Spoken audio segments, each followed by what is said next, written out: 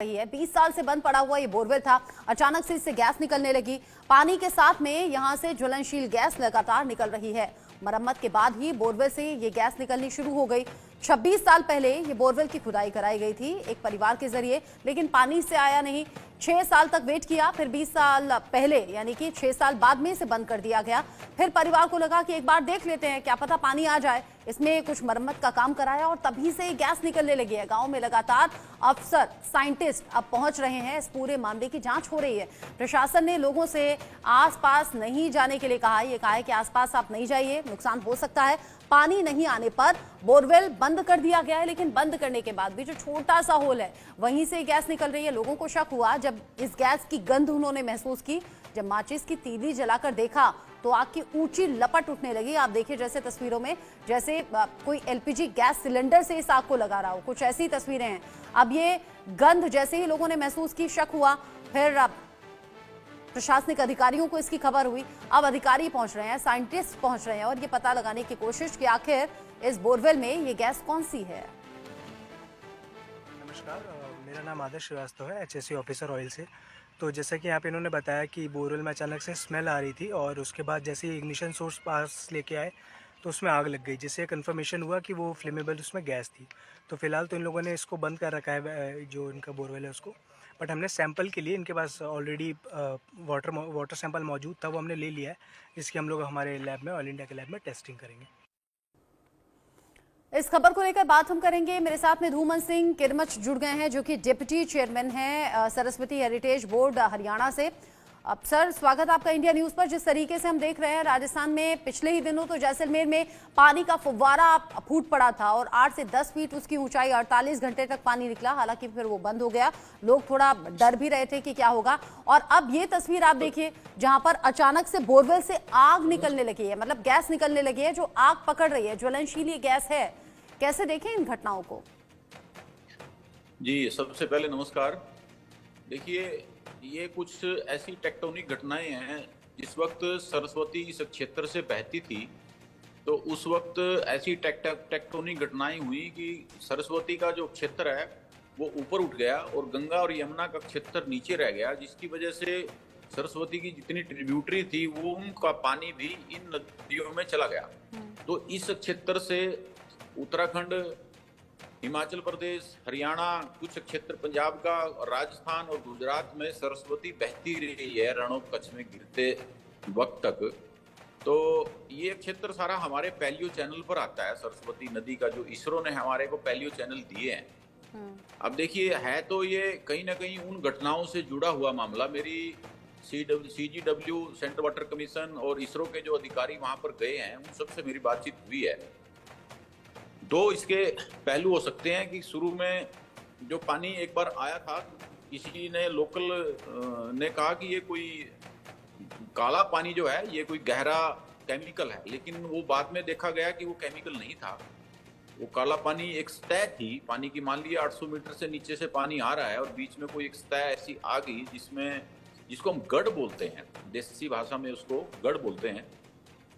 अगर कोई ब्लैक गढ़ या ब्लैक कोई ऐसी सतह आ गई तो उसकी वजह से भी वो काला पानी हो सकता है। और ऐसा नहीं है कि पूरा का पूरा जो नीचे ये पानी जहां से आया है, जिसको हम एक तरह से रिजर्वायर बोलते हैं, नीचे जो 800 मीटर में जो रिजर्वायर है, वो रिजर्वायर पूरा ब्लैक या किसी गैस से भरा हो, ऐसा नहीं है। बीच में कुछ हो सकता है, कुछ पोर्शन उसका, हमारे साइंटिस्ट उसमें लगे हुए हैं, इसकी रिसर्च में लगे हुए हैं कि ये पानी की टेस्टिंग क्या कर रही है, क्या उसमें सेडिमेंट्स निकले हैं, किस तरह की उसमें मिट्टी निकली है उसके साथ जो आई है, क्योंकि इतनी फोर्स से पानी नीचे आया है, नीचे से ऊपर आया है। तो ये सारा देखने में अभी हमारी जो टीम लगी हुई है। और अब ये रात जो गैस वाला जो हमने देखा, क्योंकि नेचुरल है, अब पानी इतनी स्पीड से, इतने वेग से ऊपर आया तो उसमें गैस का भी बहुत बड़ा रोल है। एकदम नहीं कह सकते कि पानी एकदम से ऊपर आया होगा ऐसे। तो अब ये टेस्टिंग का सारा विषय है। हमारी सारी देश की बड़ी बड़ी एजेंसियां, CGW, central water commission, ISRO और CSSMR, भूजल विभाग, सभी अधिकारी इस पे लगे हुए हैं। और सरस्वती बोर्ड की भी एक टीम वहां पर पहुंचने वाली है। तो हमारे JR शर्मा जी पूर्व में साइंटिस्ट रहे और डॉक्टर पूनिया जी जयपुर में जो रिसर्च सेंटर है हमारा, वो भी सारे लगातार इन अधिकारियों के टच में हैं। और राजस्थान सरकार के अधिकारी भी हमारे टच में है। मेरी अर्जुन राम मेघवाल जी जो केंद्रीय मंत्री हैं, उनसे भी मेरी बातचीत हुई है, उनकी टीम भी उसमें लगी हुई है।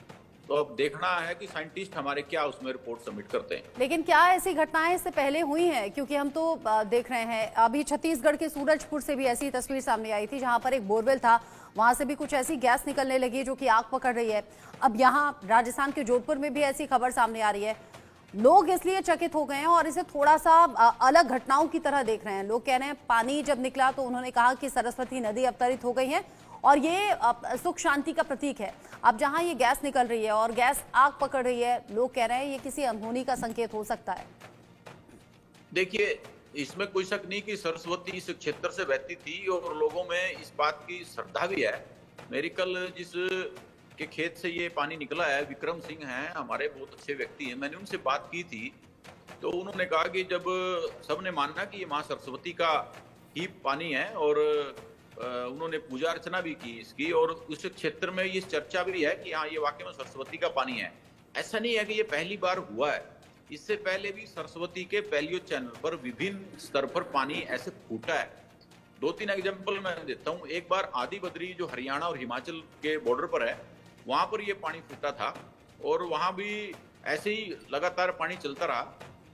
सोन नदी जो सरस्वती की ट्रिब्यूटरी है हिमाचल से जो आती है, वो उसमें आप कभी अगर किसी से पूछेंगे बिलासपुर के पास, बिलासपुर जहाँ पर वेद व्यास जी ने तपस्या की, महाभारत का वर्णन किया, महाभारत को रचित किया, उसका नाम पहले व्यासपुरी था, भ्रंश होकर बिलासपुर हो गया। वहां इसके क्षण मिलते हैं कि वहां इस नदी में सोने के कण मिलते हैं और लोग वहां ढूंढते भी हैं और मिलते भी हैं। तो ये वहां स्वर्ण नदी का नाम है। उसके नीचे बिलासपुर के नीचे ही मुगल वाली एक गांव है। जब एक किसान ने सबमर्सिबल बोर लगाना शुरू किया, कुआं खोदना शुरू किया, तो वहां भी ऐसे ही एकदम से पानी फूट गया और वो पानी फिर हमारे जितने भी हमारा हरियाणा का नेतृत्व था, माननीय मनोहर लाल जी थे, रामविलास शर्मा जी थे, मंत्री थे उस टाइम कंवर पाल जी, हम सभी लोग वहां पर गए और वहां पर पूरा हमने उस घाट को देखा और वहां पर ओएनजीसी ने एक ट्यूबवेल भी वहां पर लगवाया है जो लगभग 600 मीटर गहरा है। जो पानी उस में ऊपर आया, हाँ। मुगला वाली में, वही पानी के इंग्रेडिएंट्स उस ट्यूबवेल से हमें मिले 600 मीटर नीचे। यानी कि आज भी जो अंत सलीला सरस्वती धरती के नीचे बह रही है, इसमें कोई दो राय नहीं है। कहीं कहीं पानी फूटता रहता है और वो इसी का रिजल्ट है। ऐसा कोई बड़ा अचरज करने वाला विषय नहीं है। सरस्वती के पैलियो चैनल पर जितने भी ऐसे क्षेत्र आते हैं, अब मैं एक एग्जांपल आपको मैं बताता हूँ। हमारा बोहड़ी पोंड है, बोहड़ी रिजर्वायर हमने कुरुक्षेत्र से पहले खोदा है, बोड़ी गांव है पीपली ब्लॉक में। यानी कि हमने कोशिश की कि जब, क्योंकि सरस्वती बरसाती नदी अब है, बरसात में जब पानी ज्यादा आता है तो उसको रोकने के लिए हमने इस सरस्वती के किनारे बहुत बड़े बड़े रिजर्वायर डेवलप कर लिए, जिसमें एक बोड़ी भी है। तो जब हम बोहली गांव में गए और बोहली गांव को हमने वो रिजर्वायर खोदा, पहले सीजन में 2021 में जब उसमें पानी हमने छोड़ा सरस्वती से, तो उसका जो पानी इतनी स्पीड से रिचार्ज हुआ, हाँ। वो इतना गजब का रेत है, इतना गजब का वहां पर सेडिमेंट्स लेवल है उसका, वो स्पीड से रिचार्जिंग हुआ कि उस क्षेत्र का सारा क्षेत्र रिचार्ज हो गया है। किसानों ने माना कि सरस्वती के बहने से इस क्षेत्र का काया पलट हुआ है और रिचार्जिंग होने के कारण हमारा जो पानी है वाटर लेवल थोड़ा ऊपर गया है। यानी कि जो हर साल किसान अलग अलग घटनाओं का जिक्र आपने किया और एग्जाम्पल के तौर पर बताया कि कैसी कैसी घटनाएं अलग अलग वक्त पर हुई हैं। अब ये जो जोधपुर की आग लगने वाली घटना है, जाहिर सी बात है प्रशासनिक अधिकारियों की मौजूदगी में साइंटिस्ट इसको लेकर भी जांच कर रहे हैं। वैज्ञानिक घटना से जोड़कर आप इसे देख रहे हैं। शुक्रिया धूमन सिंह जी, इंडिया न्यूज के